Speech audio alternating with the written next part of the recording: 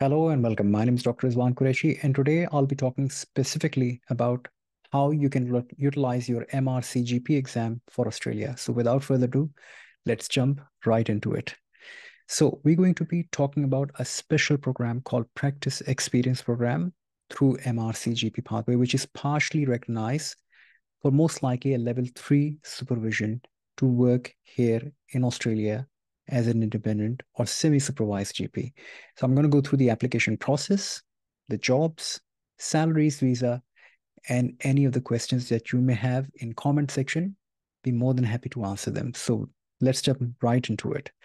So look, we've been involved in this process for the last uh, good part of 6 months, and we've had an excellent success rate so far. We help with complete application assistance. So, you fill in the application form, we'll go and check it. We'll make sure that the application is exactly like what the college RACGP is expecting without any errors. And then we'll help you submit that application form. We also provide you templates for the letter of support, which are a very important part of this process. We also help you guide you what are the right CPD activities and how to submit those CPD activities on RACGP portal. We also do a full meeting with you before you submit all those documents. And this meeting is very important. So everybody is on the same page, what is being submitted to the RACGP. And also, we're going to talk about, where are the jobs available? What's the process of registration? How do you obtain a visa and bring your family along? And obviously, we'll try work with you together and advise you on what's the good contract and where to work in terms of the level of supervision that you'll be provided and number of patients to generate a good income. So there's a lot of services that we're helping with. It's not just the documentation service with RACGP application. It's a lot that we're helping you with. Let's talk about in this conversation, what are the basic requirements? So we'll start off with eligibility. Step 2 would be the EPIC and AMC, then the application process and also the job placements. We'll talk about the salary and relocation expenses, and finally the visas. We'll take it from there.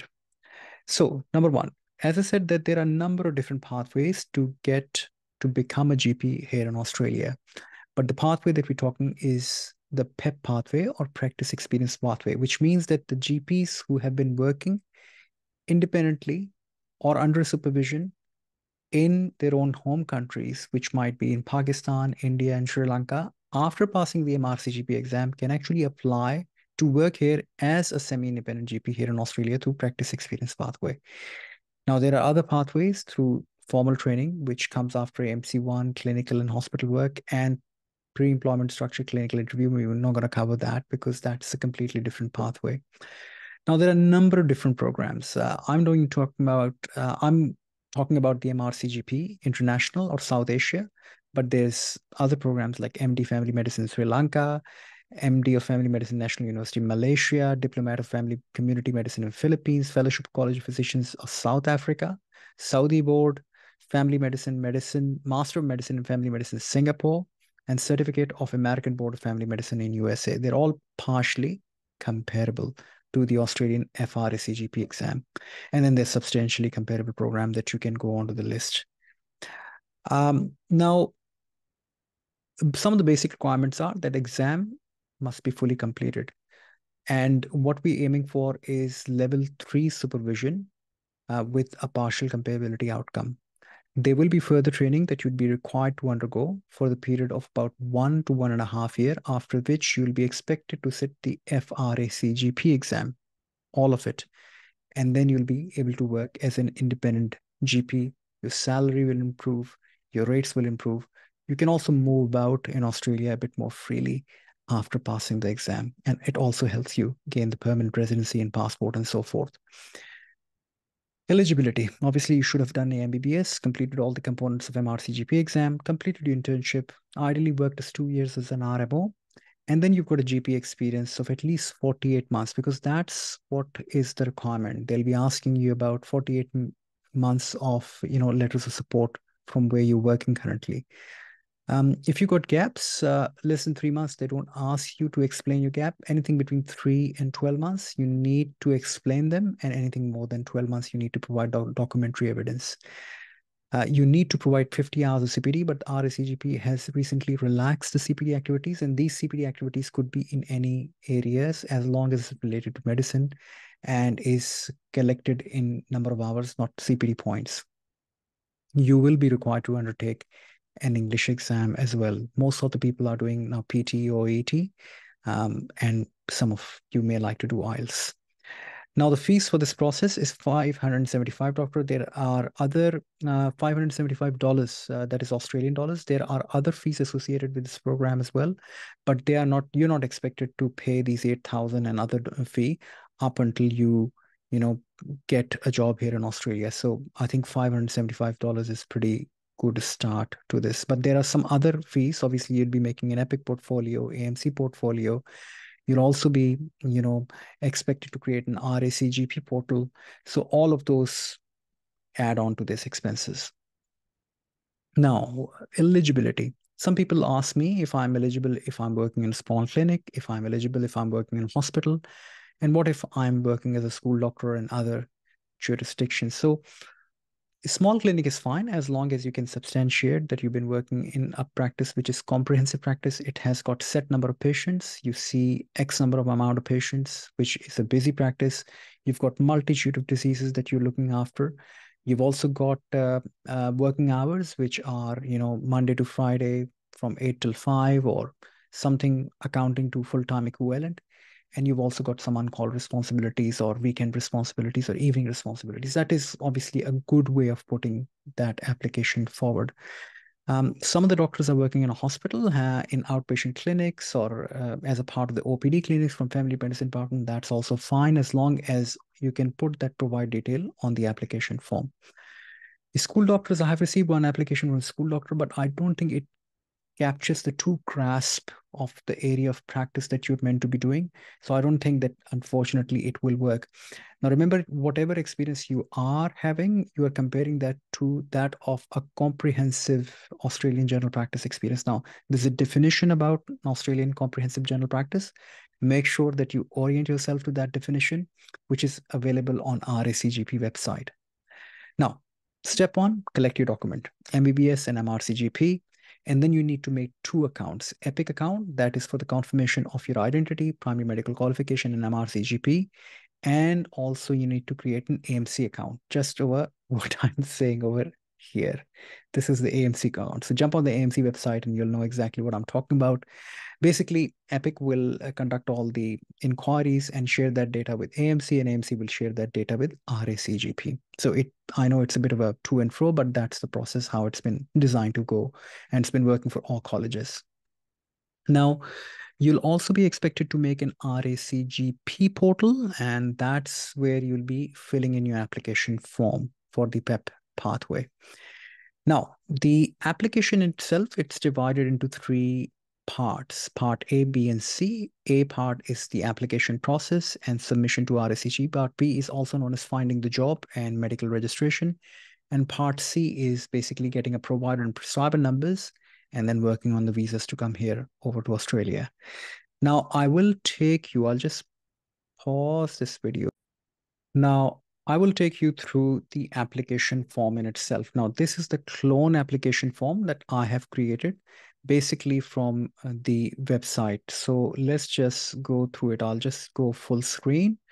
Yep. So basically the personal detail. Now you will be allocated an RACGP number. Make sure that you put in that number, your name, date of birth, gender, male, and preferred phone number. Make sure that you put all these details correctly. There have been a number of instances in which the details have not been entered correctly. Same goes with your work address and also your home address. Now, qualification, your primary medical qualifications. Where have you done your training? When were you qualified? Which medical school or college did you go to? And then, if you've completed an internship as part of that qualification, include that. Now, intern qualifications that you've done, just include that. A specialist qualification is mainly MRCGP, where you've done your training for that. Now, obviously, it's an experience-based exam, so you can include the country of origin that you've done, plus the year qualified and year awarded. Sometimes it might be a little bit of delay in terms of date.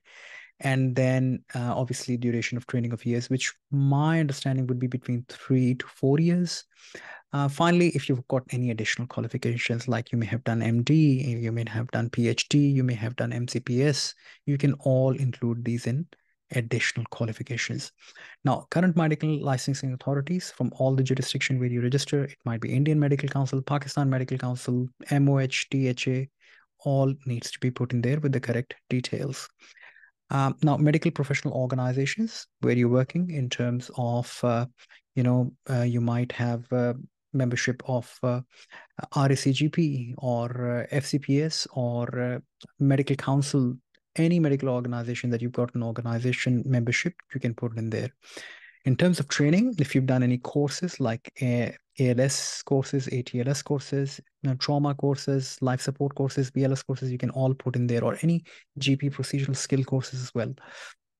Now, if you've done any additional certificates and courses, you can also put any research courses, any IT courses, all that can be put in there. Bit of repetition, primary medical degrees, you just put in your dates, institution, qualification, MBBS, and component of examination. Like, you might be doing a theoretical components and the Viva components, you can put in there. And finally, if you've got any additional, qualifications, like some people have done BSc in physiology or pharmacology, you can put that in there.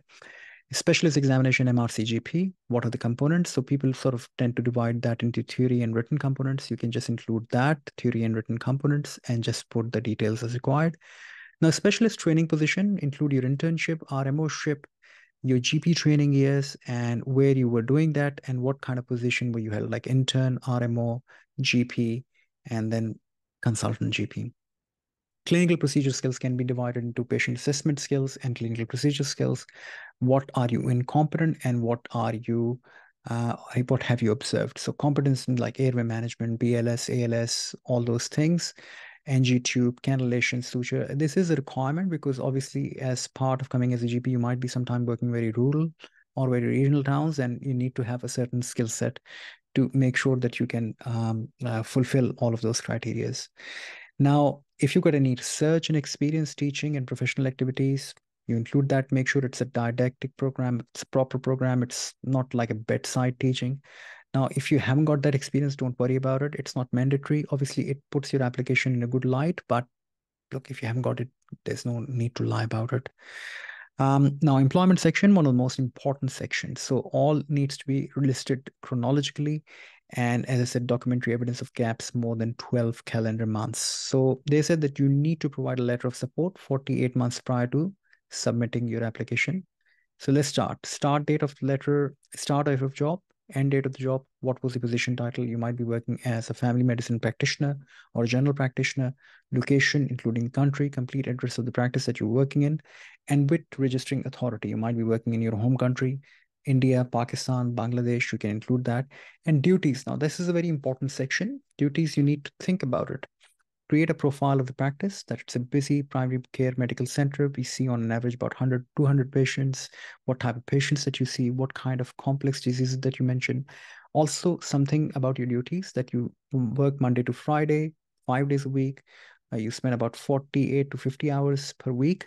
And then, a mix of cases like diabetes, hypertension, some mental health issues, some women's health issue from pediatric. So it just represent that diversified practice. It's also good to include some details about your, I would say, experience dealing with the hospital, like referral to cases to the hospital, referral care cases in terms of initial emergency management of some of the sick patients. That also reflects nicely. Now, you need to keep on doing that for every job that you've done as a general practitioner, every job that you've done as a resident, and every job that you've done as an intern. So it does require a fair amount of input. And in my experience, doing about 80 plus application, most of the errors tend to come in this employment section and the documentation section.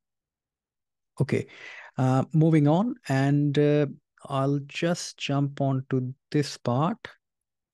Like if you've got any gaps. So if you've got any gaps, you need to start telling them about it, like which date your gap started, which date it ended, and what is the explanation. Now that's for the gaps between 3 months all the way up to a year. You may like to say that I was sick, or I was looking after a person who was sick, I was doing exam, I was doing licensing exam, I was preparing for that, as long as there's some explanation. But if there's more than 12 months, then obviously you have to justify as to and support it with the documentation, because they want to know that you were not, restricted to practice as a doctor in that time period.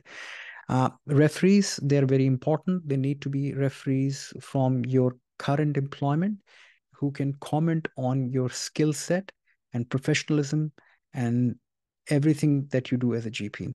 So make sure that your referees are aware that you'd be seeking their references for the RACGP PAP application. Otherwise, there might be a reference sitting for you in their mailboxes and they're not really responding, and that too happens.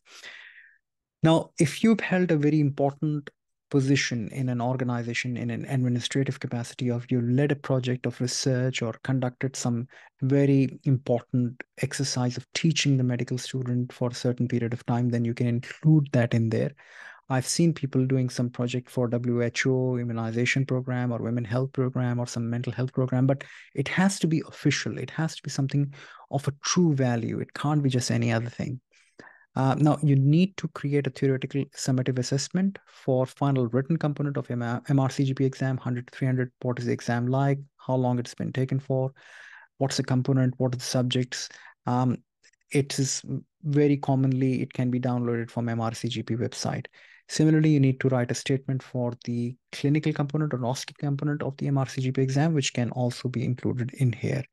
Finally, you need to provide details about your medical registration, which country you've been registered in. And if you've got any additional registration in other countries, you can also include that. Have you had any restriction or registration condition suspension undertaken? Say yes or no based on your circumstances. Now, continuing professional development. This is recently been revised by RACGP and they have become more relaxed. Now, each and every certificate of your CPD activity should mention your name, the type of activity, the name of the activity, the organizing body, which might be, medical council or any conference or course, and number of hours which it has given it to you. So make sure that it follows that pattern. Now, it could be any activity, as I said, doesn't have to be related to the GP activity. And that's pretty much the application form. I hope, it makes sense, because this is something which has been a very thorny issue in terms of getting the CPD requirement, and I think it's all been relaxed now. The application form, it is quite detailed. It takes about 7 to 10 days, but if you do it well, it will save you a lot of hassle. So let's talk about the documents which you are required to submit with this application. So the documents which are required to, number one is letter of support. Now, letter of supports are very important. They need to be done on a practice letterhead or a hospital letterhead.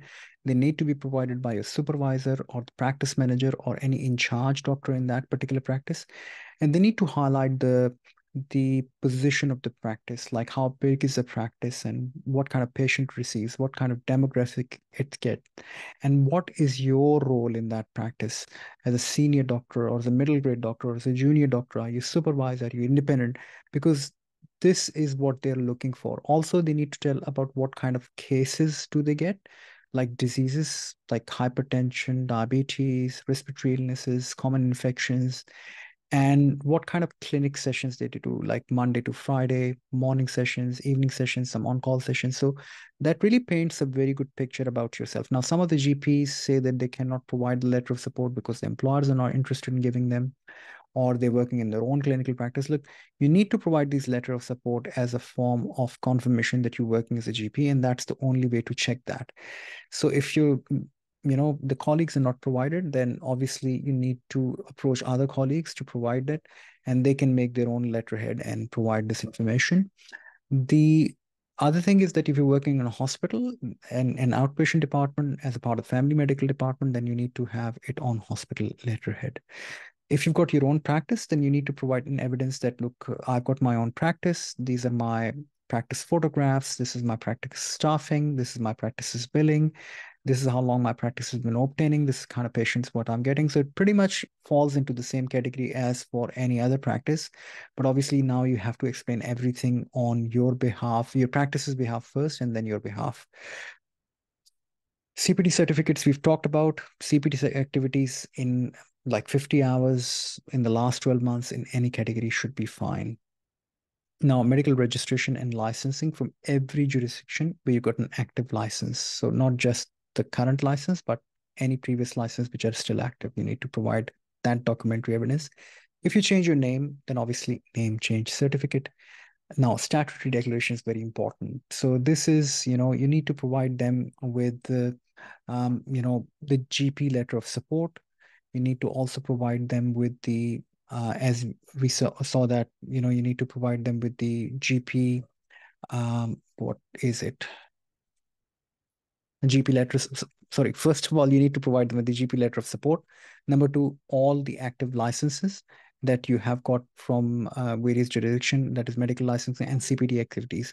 So they are all very important documents to be provided. So make sure that you have this statutory declaration signed by the correct person, which might be a GP, which might be either a, notary public in Pakistan and India, or it might be a designated person from an Australian High Commission. So make sure that you include those details as per the RACGP rule. If you can't do that, they will return your form, they will return your documents.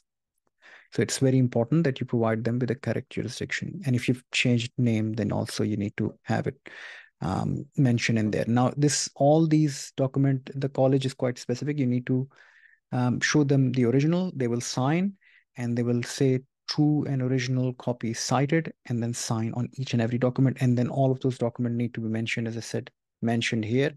And then the applicant signature. And then if you're lying on statutory declaration, that's a offense which is punishable by imprisonment. So never lie on this form. All right. Now, there are recency requirements that if you are not currently in a current practice, then you should have done 12 months of full time in the last 4 years or 4 weeks full time in the last 12 months. These are more so for the requirement for the Medical Board of Australia for the purpose of registration. But look, the GPs who are successful in getting the jobs are the ones who have got good clinical experience in good clinical practices. They're active, they're current, they've got lots of experience, they've got good procedural skills, they've got good communication skills.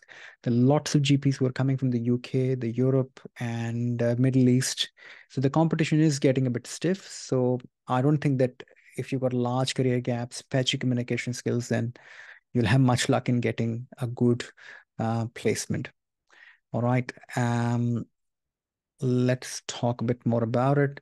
Now, gaps. Now, gaps of 3 to 4 months, as I said, can be mentioned by detailed explanation. More than 12 months, you need documentary evidence.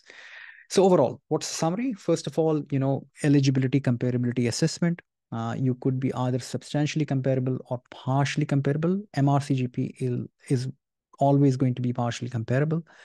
Once you get the partially comparable status with the level of supervision, which most likely is going to be level 3 supervision, then you can apply for registration provide number.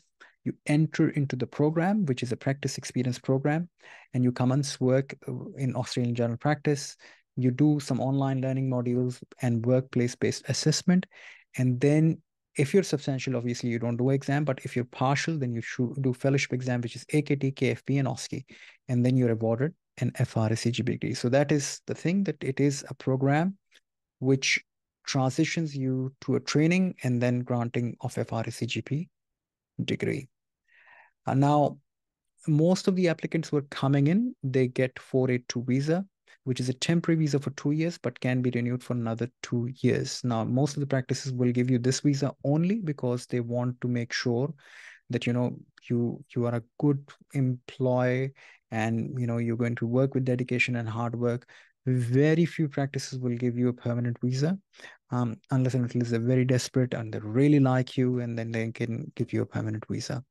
And especially if they're very rural, then they would like to retain you on that permanent visa. But especially the permanent visa might take some time.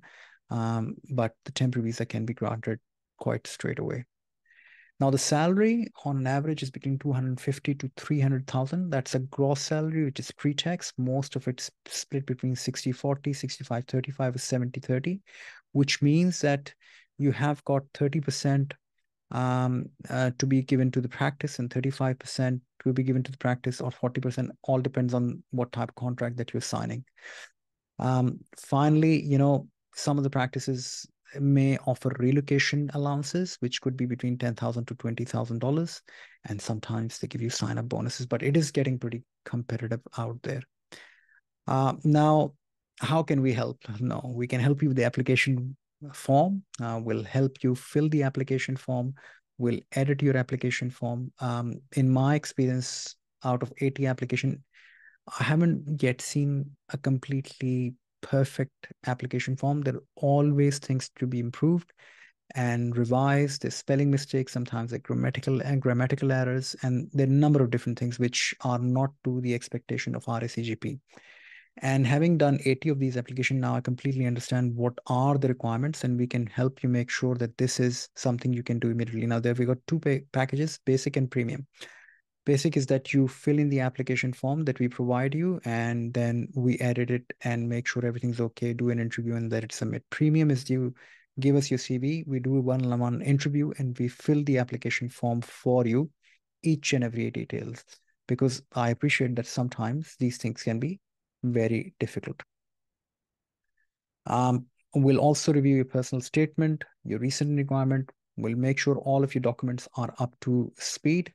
And also, we'll finally do an interview before the submission of your application. So making sure that your application and all of the documents are according to the set standard of RACGP. We also give you a template for the letter of support, because I know how hard can it be to get the letter of support.